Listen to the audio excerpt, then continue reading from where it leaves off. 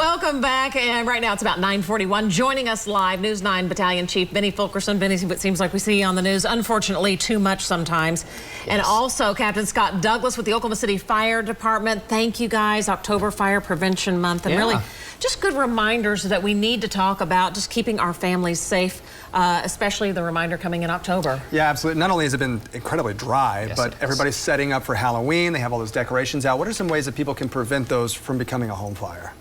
Well, when you talk about, that's actually a good point. Halloween is coming up, and we do see that. And what we always tell people with decorations is don't put them too close to your exits. Yeah. A lot of times people don't realize that if they do that, and because they easily catch on fire. They're very lightweight, they're very combustible, and if they catch on fire from anything, from a candle, which is also sometimes part of decorations, now your exit is blocked. So just being mindful of things like that is always a good tip. Yeah, you maybe don't use so many extension cords. That's always a that's always a big one too. You know, this being Fire Prevention Month, this is the theme this year that the National Fire Protection Association has put out is about learning the sounds that your alarms make. And that's something I think that's important, especially when we have kids around the house, to make sure that they understand what the difference is between a smoke alarm sound and a carbon monoxide alarm sound, and even adults, and then knowing what to do when the sound actually goes off, and actually knowing how to get out of the house at that point. You know, sometimes we just think, oh, I'll run an errand, you know, our kids are old enough to be accountable and stuff, and you think, oh, it's not that big of a deal, but if you don't talk about it, they might not know. Absolutely. And that's why we want to stress every Fire Prevention Month especially. We do it all year, but we make an extra effort this year to talk about exit drills in the home.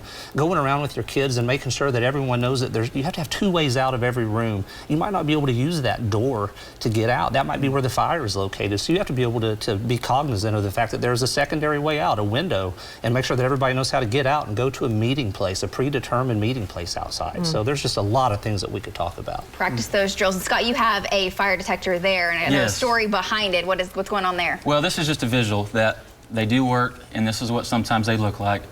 Just stressing the importance to, I know everybody, sometimes smoke detectors can be out of sight. Up so we can see a really good shot of that, So smoke detectors are something that they can be out of sight, out of mind, something we forget about. What happened on that one? This actually, smoke detector went off. This was a residence. We actually have a wall of fame at our fire prevention office that we have many stories that go along. This is just one. Smoke detector went off, alerted the family, and they exited safely. They had a plan in place. They had a working smoke detector. So this is just a visual. Please, please, please check your batteries. Make sure you have a working smoke detector. If you do not, we will supply you one. So this is just a good visual, a good reminder. So it warned them and saved their life, and then it burned, right? Yes. Whew. Yes. You know, Lacey, you have a small child, and boy, you both do. And I mean, I think there's some good conversations, even with our little ones, that we do have to have. We can keep it simple terms, right? Absolutely, and you have to have those conversations with them from a young age, and that's why that we are so active going out and talking to the school children as firefighters, because we know that starting young with good fire prevention, safety thoughts in the mind is the way to go with these kids. You know, and just making sure that, again, that they know what this sounds like. We ask that people test their smoke alarms every single month. I can promise you most people probably don't do that. And so, and it's real simple. It says, I might need my reading glasses, but one of these says, push the test. I think it's this one right here. So all you simply hold it down for a few seconds, and then it sounds, and it'll do this. If it works, let's see if this one works. Here we go. It's time to change the batteries there, Benny. Let's try this one. Let's do that. There we go. See, I told you I needed my glasses. There you go. And speaking of changing the batteries, we always kind of, when the time changes, there we go. That's a real working one then, right? So basically I push the test button, and that's what it'll do, and that lets you know that your alarm is still functioning. Okay, this one has a 10-year sealed lithium battery in it, so you don't have to replace this. This doesn't have a battery that you can replace.